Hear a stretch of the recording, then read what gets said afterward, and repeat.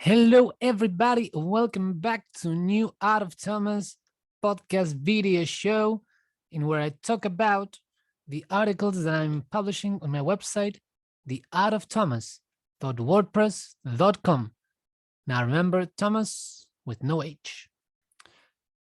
Anyway, okay, my latest article that I just published on the website, it's called Bitcoin City, the beginning of the new macro political landscape. And yes, I know the title always tend to be a bit long, but I'll try to explain what I wrote about. So, because I know that some people prefer it if they can listen to it rather than go to the website and actually read it. So I'm trying to cover all the bases by doing video, podcast, and written word. Anyway, so if you haven't heard the news, a little Latin American country called El Salvador, earlier in the year, they made Bitcoin legal tender. So what does legal tender actually mean? Well, I think the actual definition of legal tender is that you can use it to pay your debts. I think that's the most basic definition of legal tender. So far in El Salvador, the only legal tender was the US dollar, but now they have two. They have dollar and they have Bitcoin. And they've also made it by law that every store, every merchant, they have to offer a Bitcoin payment option to their customers, which is incredible. You can actually go to El Salvador, you can go to McDonald's or Starbucks, and you can pay with your Bitcoins, which for everyone in the space seems like the beginning of mass global Bitcoin adoption. They did a very, very clever thing, which is in their wallet. You can, if you're a vendor, for example, and I am forced to accept Bitcoins, but I don't want Bitcoins, let's just say, for example, right? So the wallet, what it does is someone can go and pay with Bitcoins, but automatically those Bitcoins get turned into dollars and I get dollars.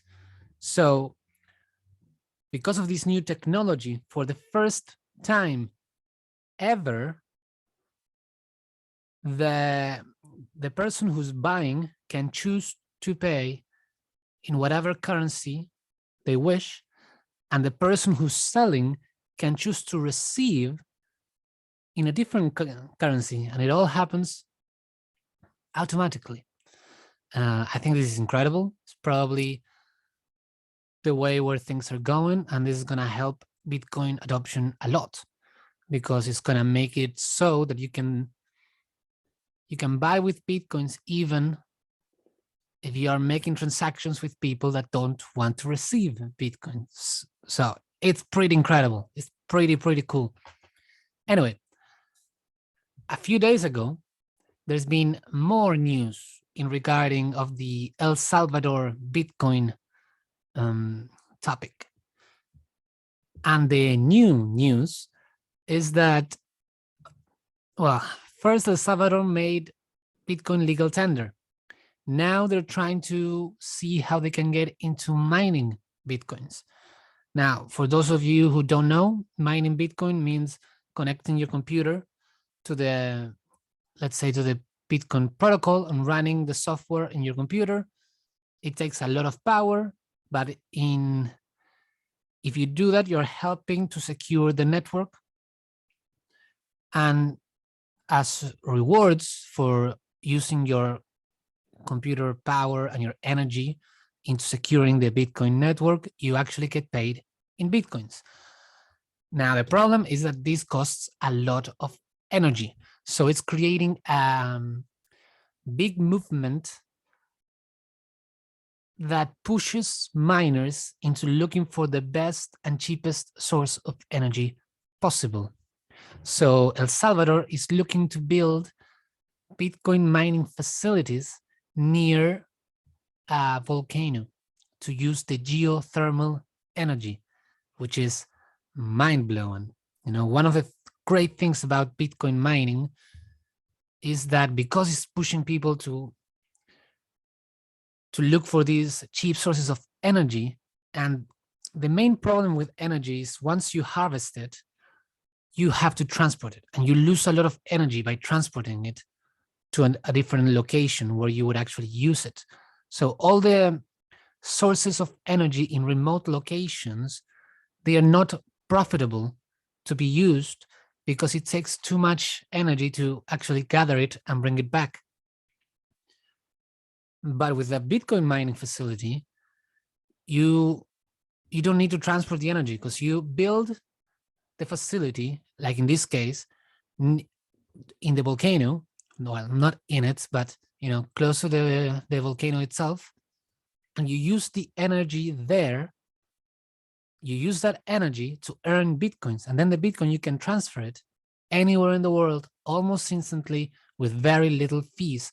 So for the first time, all these remote energy locations are now actually profitable to go there, build the infrastructure, and use the energy in a useful way. It is something that is going to change the political, like, not political, but how our societies are built.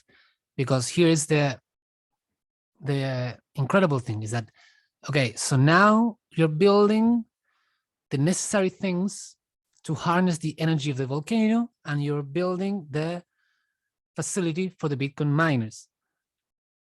Now, all of this requires people to work. So you actually also need all the stuff to make the people that are living there, you need food, you need transport, you need a lot of things. So what El Salvador is doing is creating a whole city, because since you're already harnessing the energy and you're gonna have people there, it makes sense. So they're gonna build a whole city near the volcano to take full advantage of the energy that is being used there, and they're gonna focus heavily on the Bitcoin mining. And the crazy thing is that now, to fund the construction of the city, they are issuing bonds. So bonds they're something that the governments usually issue when they're trying to raise money. So it's pretty much the government is asking people to give them money, and in exchange they give them a bond, which is an IOU.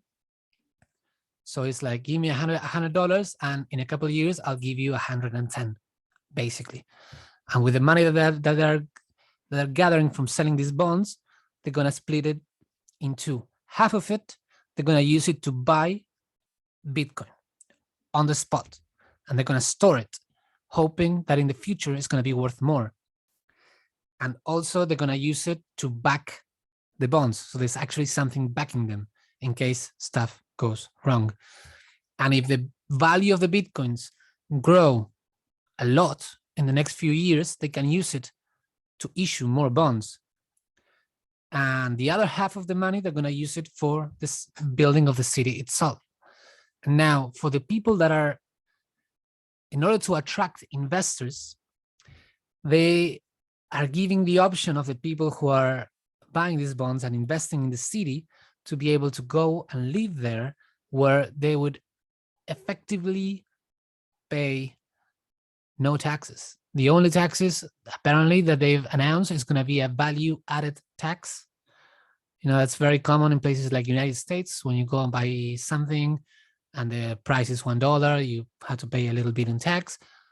But apparently there's not gonna be any like earnings taxes and all that stuff. So it is a way for a very small country to attract the Bitcoin crowd, which the Bitcoin crowd is people usually people that are technologically savvy and they are on the edge of new technologies. There are people that are every year they're becoming more and more wealthy, and there are also having difficult times to find places that align with the way of thinking and their morals, or at least their sense of what's right and wrong. Most of the big countries like United States, Australia, China, Russia, they're not very Bitcoin and crypto friendly. And understandably so. Bitcoin proposes a very big challenge for big developed states, because Bitcoin ultimately means a separation between state and the economic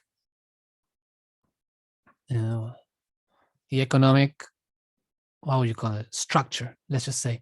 It means that the government will lose the control over how people use their money and interact with each other in terms of money. So for a country like United States, where they have absolute control over the dollar and they can choose to print more, they can choose to raise the interest and take money away of circulation. They can do a lot of things that if we were to move to a Bitcoin standard, they would instantly lose all that capability. So, okay. In all my previous videos, I always mention that I'm a very big fan of a book. And the book, I'll show you if you're watching the video, in my Making Sense section, you can find it. It's called The Sovereign Individual. Now, this book has been written in 1997. And the authors were trying to see the trends that they were arising, and they were trying to project them into the future and trying to predict what was going to happen. And I have to say, first of all, I absolutely recommend to anyone reading this book. So far, of all the books that I've read, it is the absolute best in helping to understand the situation we're living right now. And one of the things the authors predicted that was going to happen is that for the first time in history, countries will start to compete against each other on how to attract the best talent, the best people to come to their country. And they say that one of the main ways in which they will compete, if you imagine as two companies competing for customers, usually for a company to attract the most customers, they need to offer the best product, but also the lowest price. The ratio of price quality needs to be really, really good for the customer. So what the authors said it was going to happen is that a lot of countries are going to do what El Salvador is effectively doing, which is offering really, really, really low taxes and low regulation to attract the people that are interested in pursuing all this new innovation. And places like United States, like Australia, China, Russia, which are really big states that depend most of all of the money that they get from their citizens, they will try to keep their taxes as high as possible, as long as possible, because that's where they get most of their income. So that's what they predicted that was going to happen in 1997. And today, with this whole Bitcoin City situation, we are actually starting to see it happen, just like they said it it would. And I believe, this is my personal belief, seeing the whole situation, is that this is only the beginning. This is the first step into a whole different way in which countries interact with each other. They're going to start to compete more and more. It's at the same time, because of technology, it's much easier for companies to move from one jurisdiction to the other. Like a lot of companies, you only need to grab your computer, and that's your whole company, and you can put it in your backpack, and you can go, and you can have all your money. If you have it on a Bitcoin wallet, you can carry it in your phone, and you can just go. And that's, as we move forwards, that's just going to be the more and more the way things are. So countries that have usually been neglected or not thought as competitive, like El Salvador, now they have a massive advantage because they can actually lower their taxes. Like El Salvador they didn't even have their own currency. So for them, it was much easier to adopt Bitcoin as legal tender. For a place like United States, it's going to be extremely difficult because they enjoy so many things by having the world currency. And places like Australia as well, they have a strong currency. So they don't have as much incentive to make all these switches and adapt this new technology. So they now, even though they seem to be rich and powerful, they are absolutely in a disadvantage in this new macro political landscape. And this is something that we all need to be very, very mindful and pay very much attention to. My prediction is that in the coming years, we're going to see countries react to this new scenario in two ways. Countries like El Salvador are going to go on offense, meaning they're going to try to attract all these people that come with investment money and come with new ideas and new industries, and they're going to do their hardest to attract these people to come to their country. At the same time, all the countries that are currently known as the developed countries, first world countries, most likely they will do the opposite. They will go into defense, which means they won't try to reward the people that come into their countries. They will try to seek and punish those who attempt to leave. And that is something that we need to have in our minds when we are choosing where to build our lives. I believe that more than ever, we're going to start to see a lot of migration from countries to countries. We will have to, there's a phrase that is, you have to vote with your feet, which means you need to look at all the jurisdictions around the world, and you need to see what they stand for, what they're trying to accomplish, and then you have to effectively vote with your feet, which means literally moving to those jurisdictions and help them succeed. And the places that are making it harder for you, you have to go away from them. And over time, when enough people understand this, the places with the good policies will flourish. The places with the bad policies, they will start to decline. So we need to completely change the way we see the world. We used to talk about the world in terms of developed and developing countries.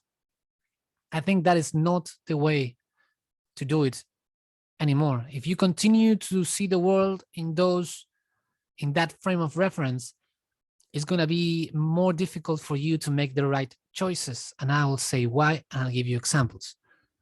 I think the new frame of reference should be ascending countries or declining countries. For example, I think United States and Australia and most of the developed world, because of all this new way of competing between countries, they are actually gonna start declining. Even though they are developed countries, they are declining. Now, we have countries like El Salvador, which is a developing country, but it seems to be in increasing. Like it seems to be growing and going forward. Whereas we have other countries like my home country, Argentina, which is also a developing country, but as well, it's declining. So it's not as easy to say, okay, the developing worlds are now countries that are rising, whereas the developed are declining. No, no, no. Because we have developed countries that are increasing, we have developed countries that are declining, and we have the same with the developing countries. So we need to reframe everything and start looking at everything with fresh new eyes and a new frame of reference, if you will. So I think that's why I believe the Bitcoin City news, it's actually such a big deal, because it is showing us that there's a big change happening in the world right now. And in all my articles, I always say that we are going through a very big transition, and those that are paying attention will have the right information that they can use to make good choices. And those who don't have the good information and continue to think of the world as it was, which is not the same as it is, those people are going to have a much, much harder time making the right decisions in their lives. And yeah, I think I personally am very excited about the future. At the same time, I am worried that our governments, our corporate media, and all the legacy structures that we have that belong to the old world, they are not incentivized to inform the people on all this that's happening. In fact, they are incentivized to keep people not informed. Okay, if you like, all these changes are going to mean that the developed worlds, the big, powerful countries, are going to lose a lot of their hegemony. So, of course, they will try to avoid this as much as possible. I believe in the end it's inevitable, but they will most likely try to slow the process as much as possible. So I am concerned about the people that are not paying attention, and they use corporate media and government sources to base their decisions on. And I think that in today's world, that is going to lead you on the wrong path. And that's why I'm making these videos. I'm hoping that I can get people to think of these things and start doing their own research and looking for their own sources of information, because you cannot passively just read the newspaper today, unfortunately. Back a few years ago, maybe you could do that. Today, if you do that, it's going to drive you on the wrong path. To me, it's very clear. It's very obvious once you start looking at things, and once you start reading independent journalists and people who do really good research. Anyway, that's why I'm doing all this stuff, and everything that I'm learning, which I'm just trying to learn as much as I can. I'm not an expert, but I'm trying to learn as much as possible, and then I'm trying to put it in the website so you can find it. You should never listen to what I say and just take it. You should always just take it as to have some ideas and to understand which areas you should go and investigate. Yeah, that's pretty much it. I'm just going to show you the little Bitcoin City artwork that I did. I try to make one for each of my articles. Keeps me busy and creative. And also, oh, I forgot to mention in the beginning of the video that if you want my articles straight to your email, you can join my Substack, which is artofthomas.substack.com. And I want to show you, if you're watching the video, I'm starting to read a lot of books about these different subjects. Like The Sovereign Individual was the first one. And it took me a long time because it's almost 600 pages. But I want to start creating a space in my website where I recommend books to people and give a short summary of what the book talks about. So I can, as I'm reading all these books, I can share what I'm learning from them, and then people can read the summary if that's what they like, or at least they know which books are good for them to go and read. And yesterday I started with this book, which I already love a lot. It's called The Price of Tomorrow by Jeff Booth. And it talks about money, Bitcoin, and economic structure. So I will also make a summary and a recommendation after I'm finished with it, which hopefully will only take me a couple of days because this one is only 150 pages. And yesterday I started and I already read 50 pages, so I'm 1/3 there. So yeah, that's another thing that I want to do with my website. And to finish the video podcast, I'm just going to read, because I also here, if you can see in the section titled Poems, I'm trying to every day just sit down. I like to do 10 minutes of meditation, just breathing, and then just writing whatever comes to my mind. Because, you know, as much as I like to talk about what's happening in the world, I'm an artist at heart and I want to keep creating things. So I'm just going to read you my latest poem. If the world has gone mad, we can still decide to stand our ground. The connection to the great beyond cannot be compromised. We are infinitely more than what we are made of. Our essence lies beneath the banal appearances of otherwise ordinary things. We are not the wave, but the tide. We are echoes of the word vibrating in both time and space, from the origin of the cosmos, from the heart of the first star.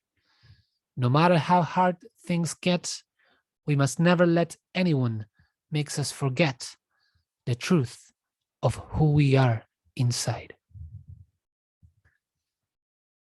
Just a little thing, and that was the poem I did today.